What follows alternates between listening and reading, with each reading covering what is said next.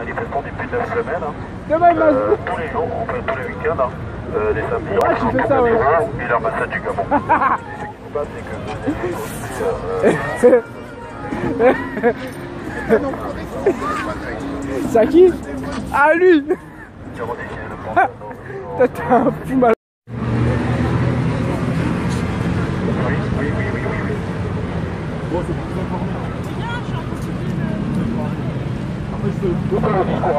Mais je vous informe. Je vous informe, messieurs. Je crois que vous demandez de l'argent hein, pour vous informer. Et puis, quand il y a une situation d'urgence qui se déroule actuellement. Donc, je vous informer, madame. Comme nous sommes ici à la fête de la République, les autoraces, on vous informe. On aurait pu demander de l'argent, c'est pas grave. Non, mais ça va, c'est pour vous rassurer, et puis voilà. Donc, bon, nous sommes ici parce que nous sommes en train de lancer là, l'opération Gabon debout. Pourquoi Gabon debout? Oui, bien sûr. Oui, non, mais je vous explique brièvement ce qui se passe. Donc, sur le papier que vous avez, hein, vous avez l'adresse d'un site internet sur lequel vous pourrez y aller vous informer. Et pourquoi nous sommes ici? Nous sommes ici pour vous demander de l'aide, directement au peuple français. Parce qu'il y a depuis 9 semaines que nous manifestons, les autorités ne nous écoutent pas.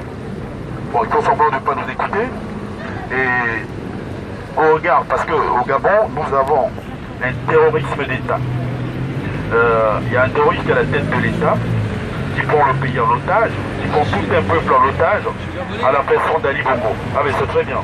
Merci, cher compatriote. Vous comprenez à peu près les situations. Donc c'est ça, j'essaye, n'est-ce pas, nous essayons, n'est-ce pas, de parler directement à vos peuples, pour que vous parlez à vos élus, parce que c'est vous qui votez pour eux. Hein. Donc voilà, nous quand on leur parle, ça n'a peut-être pas de valeur. C'est pour ça que nous vous parlons directement. Qu'ils ne viennent pas nous vous dire après, parce que il n'y a pas très longtemps, M. Sarkozy disait il faut faire attention à la démographie, les Africains vont nous envahir. Nous voulons rentrer chez nous. Donc ce que nous demandons, c'est de nous aider à rentrer chez nous. Et pour qu'on rentre chez nous, M. Valls, le gouvernement français, qu'ils enlèvent le terroriste qui nous impose à la tête de notre pays. On va nous tuer, on va nous enlever, mettre en prison. Et il y a des preuves, il y a des éléments. Aujourd'hui, même, il y a des Français qui sont pris en otage au Gabon. On n'en parle pas. Parce que, bon, les intérêts sont peut-être plus importants. Donc, pourquoi nous parlons? Vous me direz peut-être, pourquoi la France? Pourquoi pas un autre pays? Parce que la France a 2 bases militaires au Gabon. Et c'est eux qui protègent le régime. Et donc, à un moment donné, nous avons manifesté. Nous avons parlé de façon diplomatique. On ne nous écoute pas. Les observateurs européens de l'Union européenne qui étaient présents au Gabon pour cette élection, ils ont été mis sur les coudes, ils ont été maltraités, chassés, ils sont rentrés. Et donc quelques jours, ces observateurs-là vont publier un rapport pour les élections au Gabon. Ce qui s'est passé, c'est que M. Manuel Valls, prend le devant, dit déjà, nous demande d'aller au dialogue. Et c'est cela que nous refusons. Parce que M. Manuel Valls, plus que quiconque, sait ce que c'est qu'un régime de terreur dans le gouvernement, je vais dire, plus que quiconque dans le gouvernement. Parce que si Manuel Valls est en France et qu'il est français aujourd'hui, c'est parce que ses parents ont fui la dictature de Franco en Espagne. Et donc, il doit comprendre cette situation-là. Et nous, jeunes Gabonais, Africains, de manière générale, nous voulons rentrer chez nous, construire notre pays, parce qu'il y a des perspectives de développement, il y a des choses à faire. Et nous sommes venus ici juste pour faire des études, après on veut rentrer.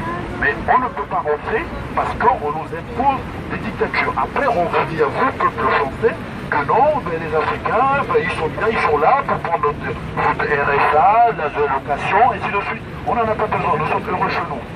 Et donc, c'est pour ça. Donc, on vous parle directement, comme ça. Vous pouvez leur écrire, vous pouvez faire un tweet, hein.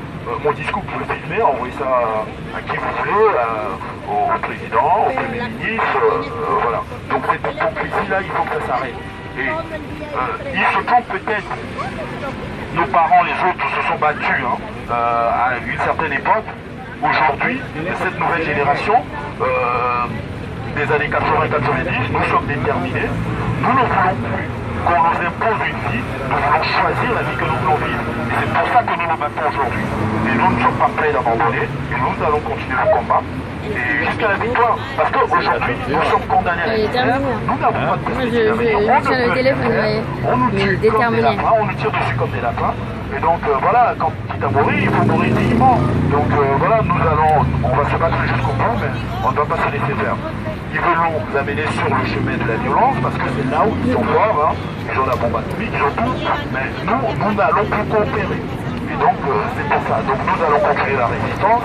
Et sur le papier que vous avez, hein, il y a le site de la résistance gabonaise, vous pouvez avoir toute l'information ainsi.